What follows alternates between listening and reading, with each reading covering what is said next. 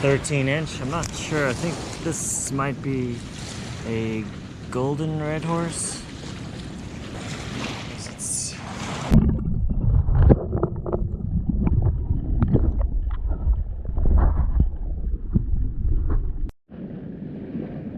Another one of these suckers. This one's a bit longer, 14 inches. Same deal.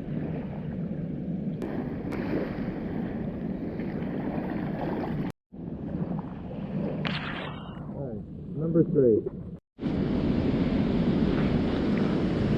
It's got this short head Redhorse, 16 inches, 1.6 pounds. This one's got really orange fins. Look at his nose. It's a spawning sucker. I think it's a short head. Or no, I think this one's golden Redhorse.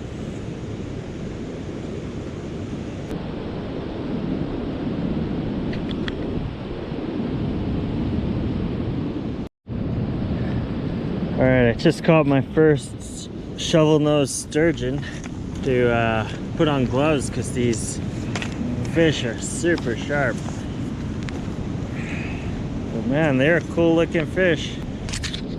Look at that. The little barbels.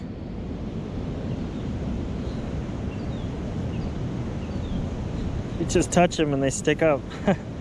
That's cool. Look at that mouth. And these sharp scales. That little tail is pretty sweet. But to the tip of the tail looks like 24 inches. Look at those eyes. Nice. Let me get an underwater release of this guy. What a cool looking animal.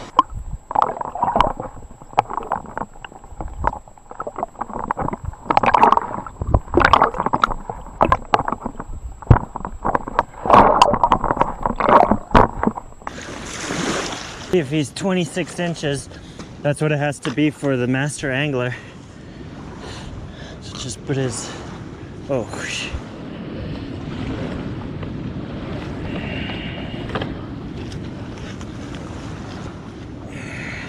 Oh yeah, way longer than 26. This one goes to 27, maybe even 28. Yeah, he touches 28. This looks like he's missing the tip of his tail there though.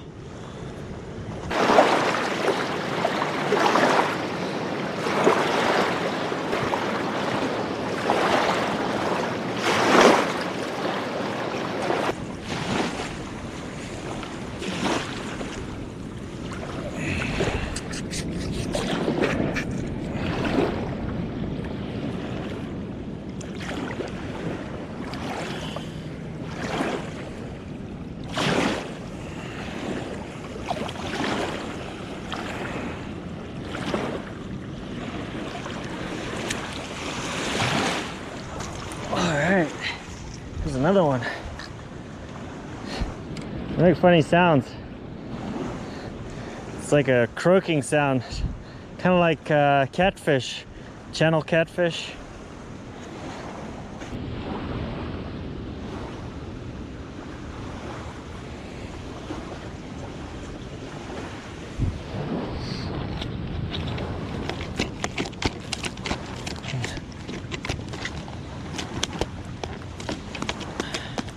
Alright, this one's pretty feisty. I'm gonna get him back in there.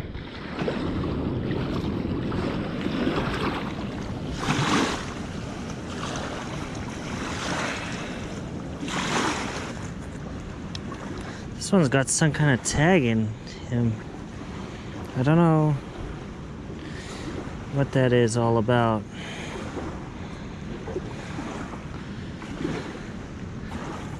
Hold still, friend.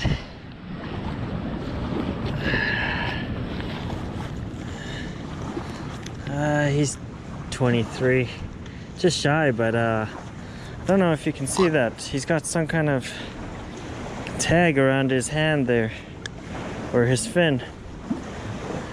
I'm gonna put that in the sack in case it's some kind of tag. Okay, so how I'm catching these is I've got one of these lead clips here, and then I've got 3 ounces of weight on there. These are just cheap sinkers I got.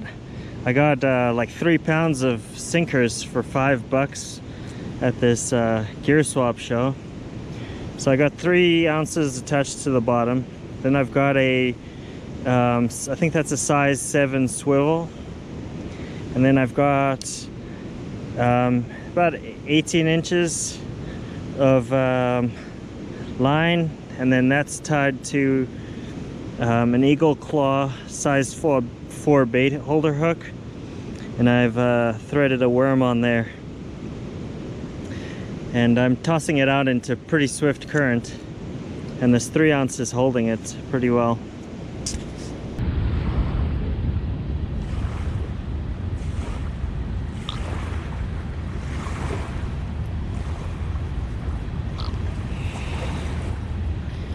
Just another little one, about 24 inches.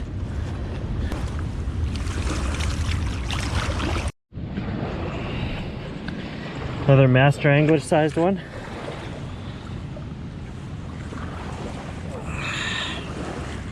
Right down to 26 inches, or maybe 26 and a half.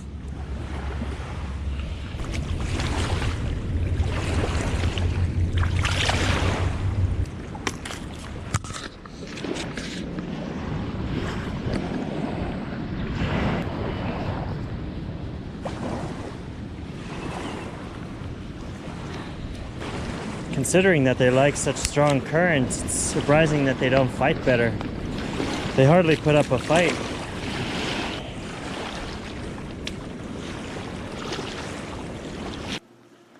Okay, so I'd never filleted a sturgeon before, and I watched a few videos of people doing sturgeons, and they were much bigger than this, but they were just using bubble blades or something and cutting through this top part like nothing. But I had trouble, so I switched over to the serrated bread knife, which usually works well for the buffalo, and seemed to do alright with this. And if you'd like to donate a bubble blade to my cause, I wouldn't mind that at all. It's my birthday coming up. Maybe you're thinking about a present for me. There you go.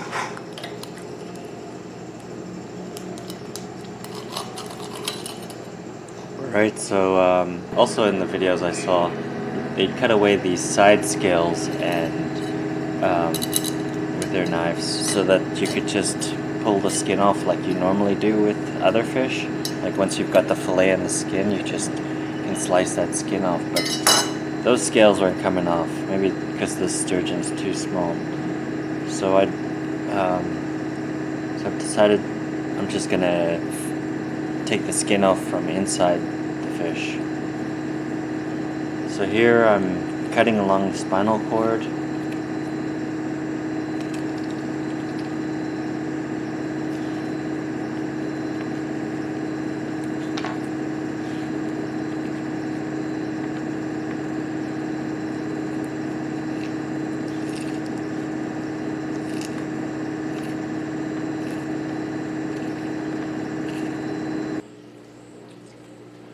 Now I'm putting my knife between the skin and the fillet, and it's kind of tough, but it's a lot easier than cutting those scales off. I think this is the best way to do it. If you've got a sharp knife and some practice, it should be no problem.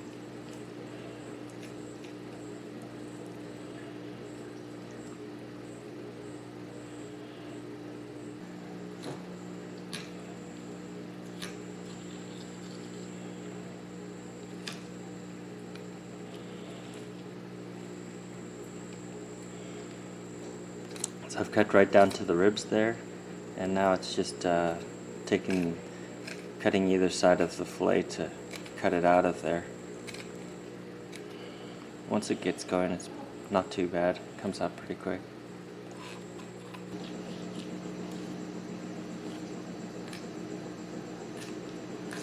And these fillets are really nice. They're boneless, and it's just a nice white meat. Well, once you rinse the blood off there.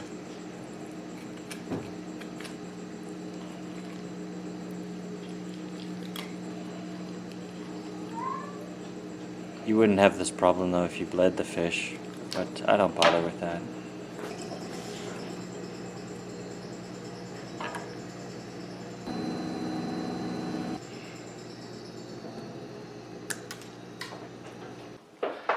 Alright, so that was a little tag.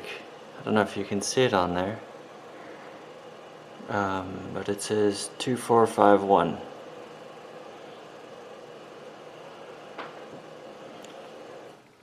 It must be, oh no, 24513. There's a little 3 there.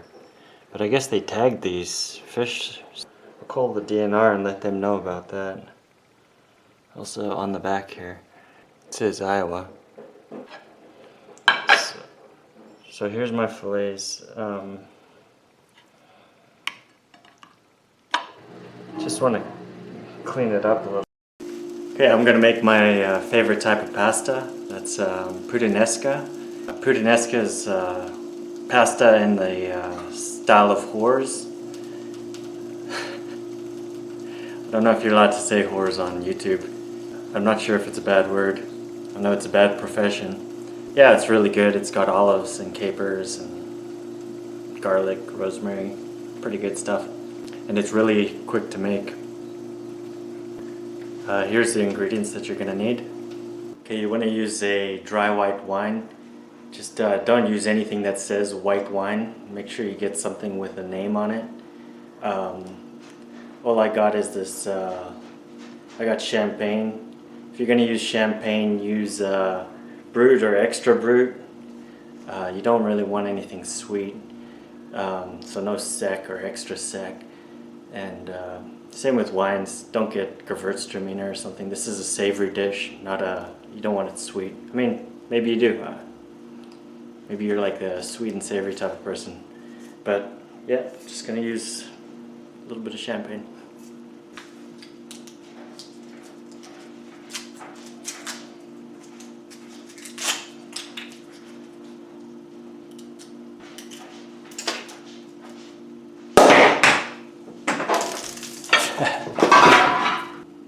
So it's just a quarter cup of white wine. Gonna have to let it settle down. Don't usually drink, so I don't have white wine in the house. Gotta use what you got though. Okay, so for the ingredients besides the sturgeon, we've got half a cup of onion, 1 to 3 tablespoons of garlic, a bunch of olives. I think that's like a quarter cup. About 3 tablespoons of capers, and a teaspoon of rosemary, half a cup of tomato sauce, and a quarter cup of white wine. Right, so heat your pan to medium-high heat, like 6 or 7, and get a pot of water going. It'll take about as long to cook the pasta as it does to cook the dish. I think traditionally with this dish you're supposed to use spaghetti, but I'm going to use these. I've got spaghetti, but I think these will be nice. You can get little capers caught up in here and pieces of olive and stuff. I think it'll be pretty good. Okay, when your pan's warmed up, use about a tablespoon of olive oil.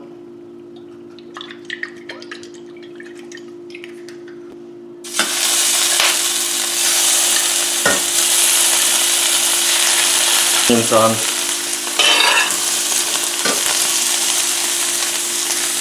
Those onions start to turn translucent. We're going to throw the garlic on, and we're going to flip these sturgeon fillets over.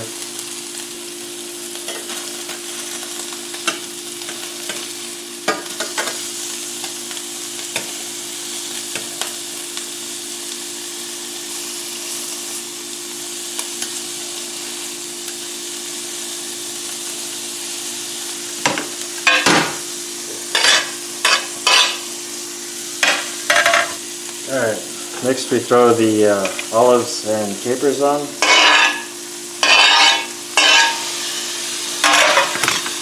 You're going to deglaze the pan with your wine.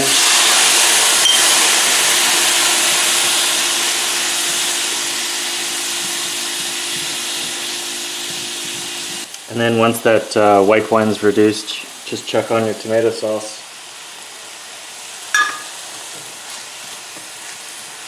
Actually, I'm going to use a lot more than that.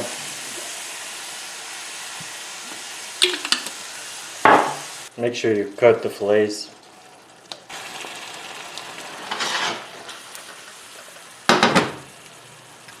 Alright, that's done. Just gotta wait for the pasta now. Alright, there we go. The presentation I guess could use some work, but it tastes really good. Thanks, babe. This looks excellent.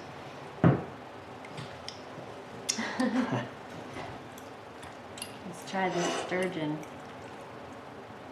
monster fish. They're pretty small, those ones I was catching. I'm gonna give you this, babe. Okay. So you don't like the sturgeon? No. I don't like rosemary. Oh yeah. Otherwise, it's great. Well, I think it tastes pretty good, and it has the same consistency as catfish, I think. Pretty good though. I definitely eat it again. Though probably not, because other people in my house don't really like it.